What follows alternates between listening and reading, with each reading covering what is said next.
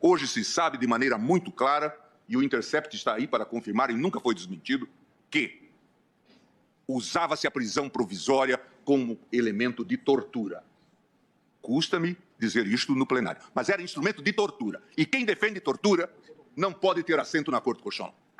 O uso da prisão provisória era com essa finalidade. E isto aparece hoje, ministro Fux, nessas declarações do Intercept, feitas por gente como Dallagnol, feitas por gente como Moro. Portanto, é preciso que se saiba disto, que o Brasil viveu uma era de trevas no que diz respeito ao processo penal. O resumo da ópera é: você não combate crime cometendo crime. Ninguém pode se achar o ó do Borogodó. Cada um vai ter seu tamanho no final da história. Um pouco mais da modéstia. Calcem as sandálias da humildade. No emaranhado de acordos negociados pela Força Tarefa de Curitiba, podemos afirmar que vimos de tudo, de tudo. A preocupação da Operação Lava Jato em produzir volume de investigações com ou sem futuro parece ter se tornado, com as vênias de estilo ou sem vênias, um dos objetivos do grupo de trabalho da Procuradoria-Geral. Os objetivos da Lava Jato não são imediatamente políticos. A disputa é por poder entre poderes do Estado. E depois isto está caracterizado nas revelações agora de Intercept. Para além, dizia eu, das vaidades pessoais, está em formação um quadro que permite que o processo penal domine o jogo político. Complementados pelo tapetão eleitoral costurado pela lei da ficha limpa, as investigações de macrocriminalidades das classes políticas e empresarial dão ao Ministério Público o poder de definir os rumos políticos do país. Basta abrir um inquérito sem controle. E agora, quem o diz não sou eu, é Dallagnol, quando diz que imaginava lançar 4 procuradores como candidatos ao Senado. E dizia: pobre do Álvaro, eu vou derrotá-lo.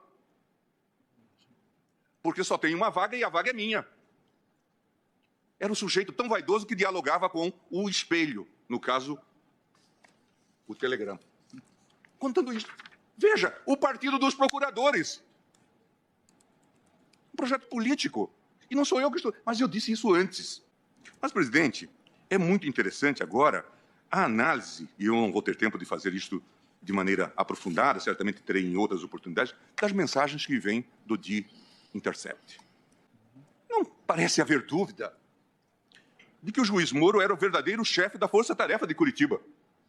Em diversos momentos, o magistrado direcionou a produção probatória nas ações penais e aconselhou a acusação, inclusive indicando testemunhas e sugerindo a juntada de provas documentais. Quem acha que isto é normal, certamente não está lendo a Constituição e o nosso Código de Processo Penal. O magistrado ainda tinha a função estratégica de sugerir aos procuradores a ordenação das fases da operação, considerando, é claro, o seu interesse midiático.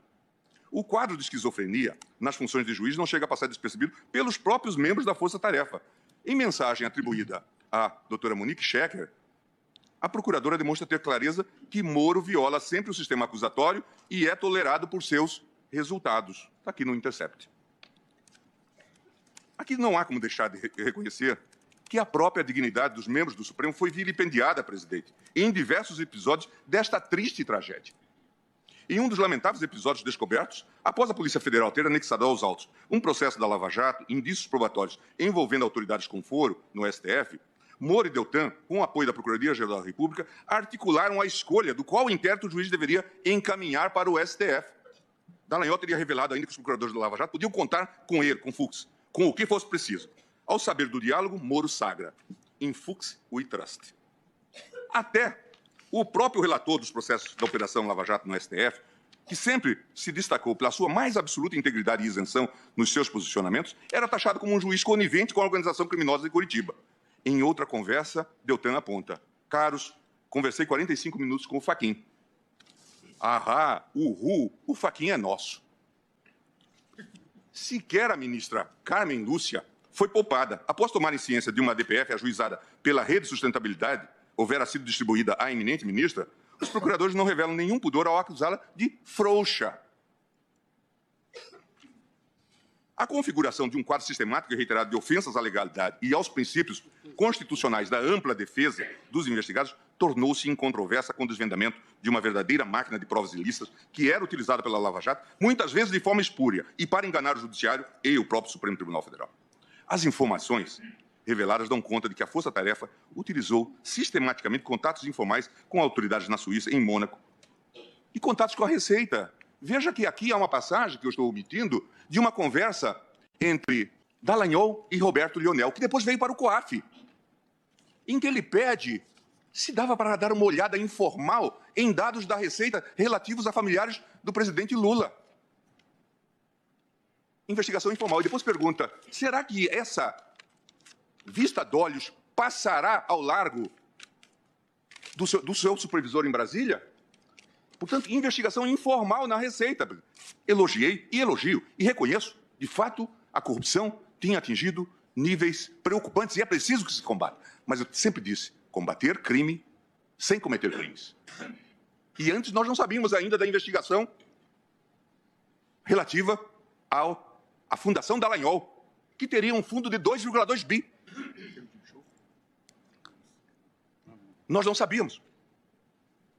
E 1,2 bi iriam para o doutor Carvalhosa, para os clientes do doutor Carvalhosa. Sob que razão? O ministro Alexandre, na decisão que tomou na ADPF, corajosamente proposta pela doutora Raquel Dodge, apontou a ilegalidade desse acordo e reverteu esse dinheiro para as finalidades públicas. O que se sabe hoje já é muito grave e não se sabe tudo. Me dizia o cineasta Zé Padilha que só se divulgou 1% de tudo aquilo que se acumulou.